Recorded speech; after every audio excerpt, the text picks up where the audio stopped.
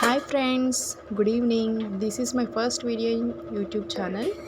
ఈరోజు ఈవినింగ్ వచ్చేసి బయట వాతావరణం చాలా చల్లగా ఉంది, వర్షం పడుతుంది. పిల్లల కోసం పాస్తా ప్రిపేర్ చేస్తున్నాను. ఫస్ట్ ముందుగా గిన్నెలో నీళ్ళు తీసుకొని అందులో సాల్ట్, కొంచెం ఆయిల్ వేసుకొని నీళ్ళు బాగా రోల్ బాయిల్ అయ్యేంత వరకు మరగపెట్టాలన్నమాట. అందులో ఒక బౌల్ ఒక బౌల్ పాస్తా తీసుకొని అందులో కలుపుకోవాలి. పాస్తా బాగా ఉడకాలి.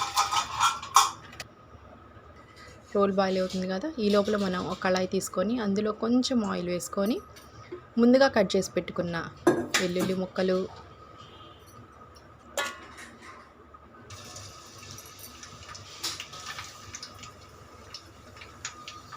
పచ్చిమిర్చి ముక్కలు, ఉల్లిపాయ ముక్కలు బాగా ఫ్రై చేసుకోవాలన్నమాట. ఇవాళ ఇంట్లో టయానికి సాస్ లేదు, టొమాటో సాస్ లేదు ఇందులో వేయడానికి. కాబట్టి ఏం చేశానంటే ఒక మిక్సీ జార్లో ఎండుమిర్చి, కొంచెం పంచదార, 2 బాగా పండిన టొమాటో ముక్కలు తీసుకొని మిక్సీ పట్టేశాను. మెత్తగా గ్రైండ్ చేసేస్తే అది మనకి టొమాటో సాస్ లాగా ఈ పాస్తాకి చాలా మంచి కన్సిస్టెన్సీ వస్తుంది. అన్నీ మిక్సీ పట్టేసుకున్నాను. మనకి ఉల్లిపాయ ముక్కలు ఫ్రై అయ్యేసరికి ఇది మనం ప్రిపేర్ చేసేసుకోవచ్చు, పెద్ద టైం ఏం పట్టదు. ఈ ఉల్లిపాయలు ఫ్రై అయ్యేటప్పుడు ఇందులోకి కావాల్సినంత సాల్ట్, ఇందులో నేను ఈ పేస్ట్లో సాల్ట్ యాడ్ చేయలేదు. ఈ పేస్ట్ మనం వేసిన టొమాటో పేస్ట్లోనే మనకి స్వీట్, కారము ఉంది. ఆల్రెడీ పచ్చిమిర్చి వేసాం కాబట్టి మనకు అవసరమైతే ఇంకొంచెం కారం యాడ్ చేసుకోవచ్చు తర్వాత. ఈ పేస్ట్ మనం వేసుకున్న టొమాటో పేస్ట్ బాగా కొంచెం చిక్కపడాలి, దగ్గర అవ్వాలి.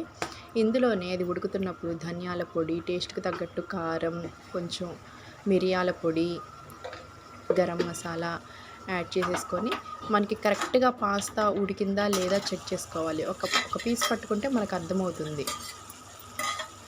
మనకి టచ్ చేసినప్పుడు సాఫ్ట్గా తగిలింది, పాస్తా ఉడికిందని అర్థమవుతుంది మనకి.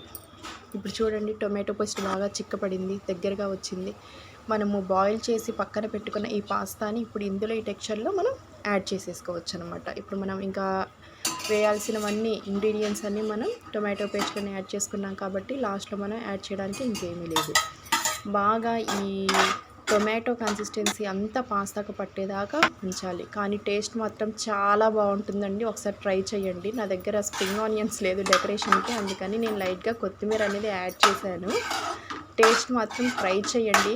పిల్లలు ఇంట్లో మీరు తినే కారానికి తగ్గట్టుగా కారం యాడ్ చేసుకోండి. టేస్ట్ అయితే చాలా బాగుంటుంది. ఇంట్లో సాస్ లేదని మాత్రం ఇబ్బంది పడొద్దు.